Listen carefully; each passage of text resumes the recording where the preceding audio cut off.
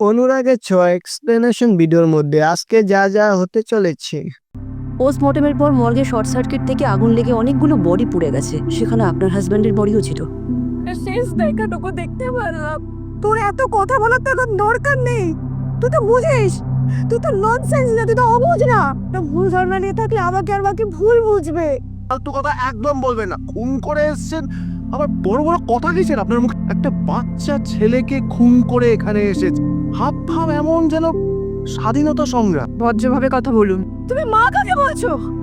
আমাদের মা একজনই, যে আমাদের বাঁচানোর জন্য সব দায়িত্ব যে মাথায় নিয়েছি। মা খুন করেনি, আমাদের মা খুনি নয়। আমি খুন করেছি, আমি মেরেছি রুনিকে। আমি লকআপের দরজা খোলা ছিল, থানায় কেউ ছিল না। পালিয়ে না গিয়ে আমাকে বাঁচালেন কেন আপনি? অফিসার, আগে আপনার ট্রিটমেন্টটা খুব জরুরি। আমি কেন পালিয়ে যাব? আমি তো নিজে আপনাদেরকে ফোন করে খবর দিয়েছি, ধরা দিতে চেয়েছি। আমি নিজেকে বাঁচানোর জন্য পালিয়ে যাব কি করে? রুটিকেও মেরেছে, তাই না? কিন্তু কেন মেরেছে সেটা জানি না। রূপাকে কি রুটি কোনোভাবে... এবার আমি কি করব? ডাক্তারবাবু ঠিক নিজের মাথায় সব দায় তুলে নিয়ে আমাকে আর রূপাকে বাঁচিয়ে দেবেন। না না না, এটা হতে পারে না, কিছুতেই না।